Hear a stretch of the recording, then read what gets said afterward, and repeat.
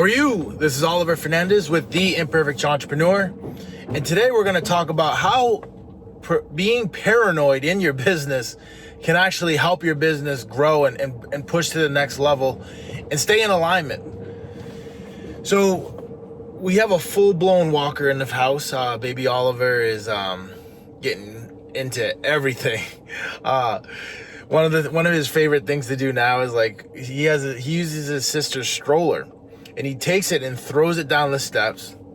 I'm like, okay, he's just throwing it down the steps, but he's throwing it down the steps because he wants to walk with it to the park. So then we start walking to the park, and it's like, oh my goodness, he has a sense of direction. I try to turn it around on him, and he's like, no, I want to go that way. And I was like, okay. And my daughter's sitting there picking flowers and plants and trees, and it's getting really fun. So this past week, has been a situation where there's been so many things going on in the organization. We're bidding a bunch of projects. We're executing on a bunch of projects. We're in the middle of a lot of our bigger projects right now, and there's a lot of moving pieces. And we were estimating a project recently, and it was for this project up in Athens, Georgia.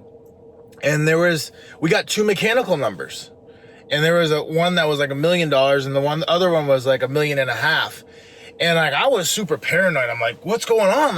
Did anybody talk with the person that's $1.5 million and try to understand why his proposal is $1.5 million and why the other guy's proposal is $1 million? And I got an answer of no. And I'm like, well, we got to get on the phone with this person, because I get super paranoid, and paranoid in a way where it's it's going to keep us from getting hurt. What questions are we not asking that are going to get us hurt?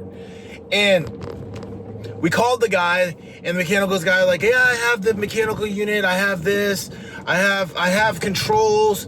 And I'm like, okay, you have controls. Okay, can you tell me a little bit more about that? Did you carry the controls person that was in the plans and specs that was specifically called out on the plans and specs? No, I didn't. I carried my own control number. Boom. That was it right there. He carried $500,000 for controls when the controls guy that was in the proposal was only $50,000.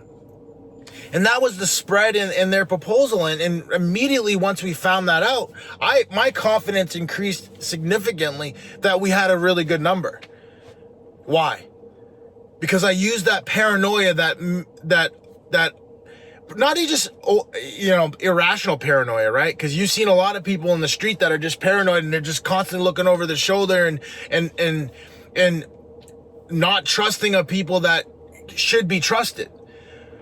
What we use paranoia for in the McKinsey organization is to confirm and to vet and to make sure that the prices that we're getting, or the quality of the contractor that we're getting, is what we think it is.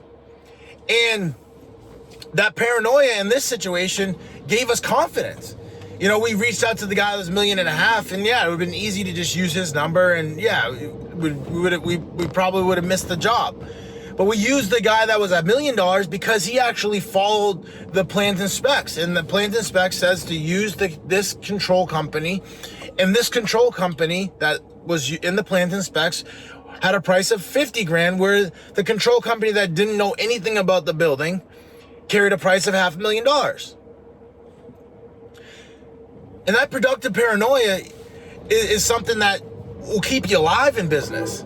Construction is a crazy game in the sense that, last year we had a project where we were installing fence for the Navy, and you'd think what kind of problems could you run into with installing fence? And I was like, man, this is the easiest job we've ever had. We're just gonna install fence. But actually, it turned out to be the hardest job that we've ever had. And the reason why it turned out to be the hardest job we ever had is because we missed one thing with that proposal. And that one thing was calling the subcontractor and really understanding the qualifications of the contractor today. Not yesterday, not a year before, not 5 years ago, but today. And if we would have done that, we would have found out that fencing contractor that we carried in our proposal, his dad that owned the company passed away. And now the son took over the business. When the son took over the business, the guy was a dud. He didn't know how to run the business, and he basically ran it into the ground. But now we were in bed with this guy. We were stuck with this guy. We had a subcontract with this guy. So his price got us in trouble because he couldn't perform with his price. So now we had to go to the next guy, and the next guy was more expensive. So that productive paranoia, we didn't have it in that situation, and it almost hurt us. It did hurt us. It almost put us in a really, really bad position. But luckily, we were able to manage ourselves out of it and get in a safe position and get the job to the finish line and still keep the confidence of the government that we were a finisher, that we were a company that will get to the end of the goal line no matter what. We're going to make this thing happen. And it was painful, right? It was really painful, right? We had lost basically $500,000, but we got to the finish line.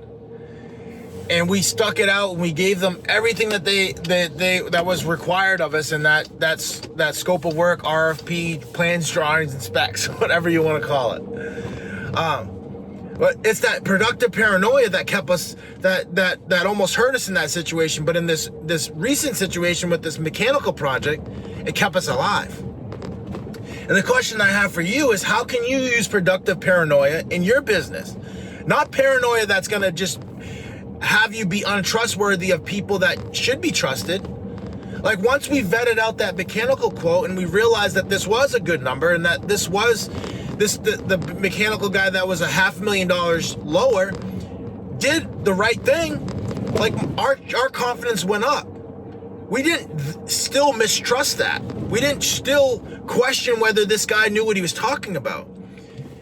We talked to him, we confirmed that he knew what he was talking about, but once we confirmed that and we felt good about it and we were confident in it, we proceeded. So how can you use productive paranoia in your business to keep things rolling and keep things growing and keep things in alignment, right? In other areas of the business where we have productive paranoia is like, when you're growing and you're scaling, it's like, okay, it's great. You're doing more revenue per month than you ever have. Well, are your sales keeping up with that? And it's not in a negative situation, a negative light. You don't want to be it's not a negative thing, right? But it's a thing you want to be conscious of, aware of. That, like, yes, you're completing a bunch of stuff per month. And especially if you built out a team, you need to make sure you continue to still have work in front of them. So, like, for me, I always get a little paranoid about that. And previously, what that paranoia would do would be like, would keep me small, would keep me, confined. It would keep me limited. It would put like a glass ceiling over my head. And what I've been super intentional about and super aware of is that I need to continue to grow and expand. And the only way you can grow and expand is by continuing to be intentional about your putting proposals out. And making sure those proposals are good, right? Like, we're not a desperate company. We don't just want work to have work. We want work that's going to be profitable. So what we have done has been intentional about making sure that we're submitting our $10 to $15 million worth of proposals a month. Making sure that those numbers are dialed in and we have profit on those numbers and that they're healthy numbers, so that when we do get new projects, those new projects will actually be able to continue to grow the business.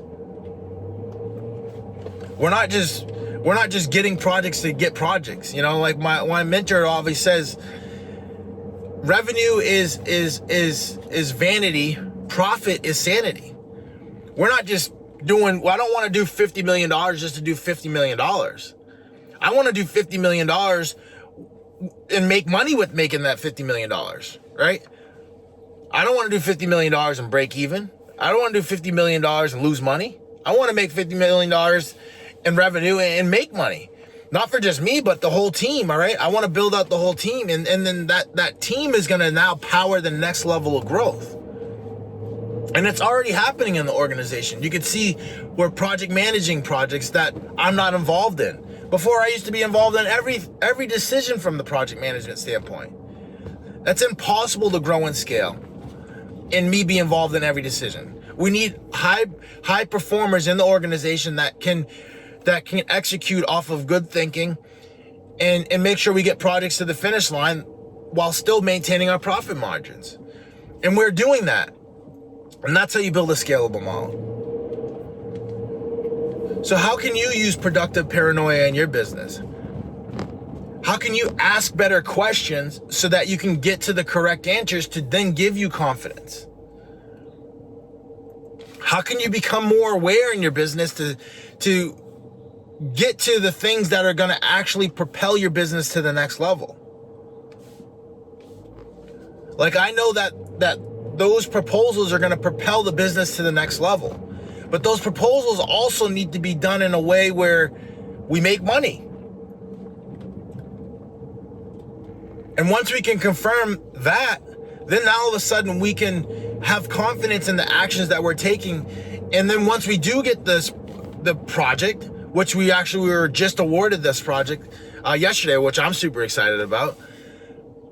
We know that we're going to make money, and we know that this is going to be the catalyst to then continue to fuel the rest of the team and continue to push the team to the next level.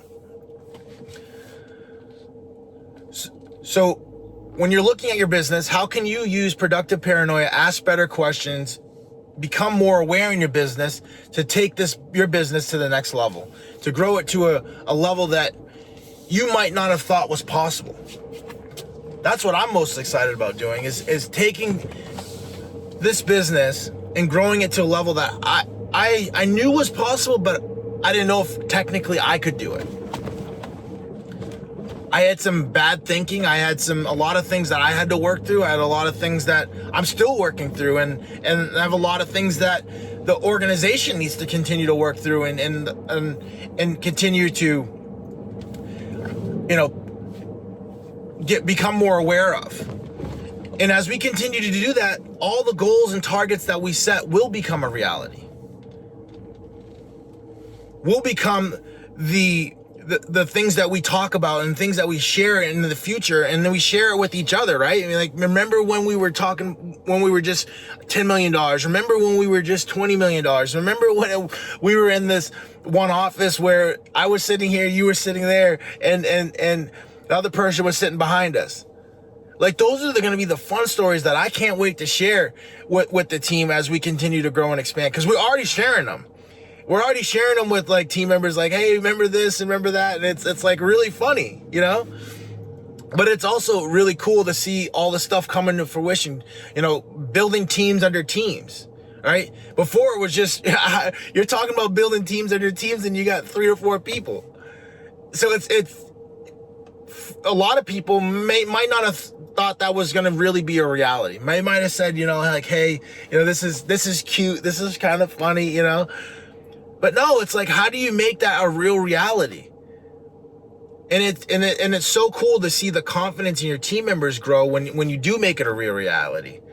Like, I've seen the confidence in my team members go, and they're like, holy cow, man, this is the same stuff that we were thinking about. We go back to their old personal, professional, financial goals and see all of the growth that they've been able to accomplish on those goals, and then the new targets that they've set, the bigger targets that they have set. It's exciting to see it all come to reality. With that, go out there and continue to build your legacy, and let's make the rest of our lives the best of our life. If you got value from this content, I'd love to hear from you. Go ahead and like, comment, or shoot me a direct message. Let's roll.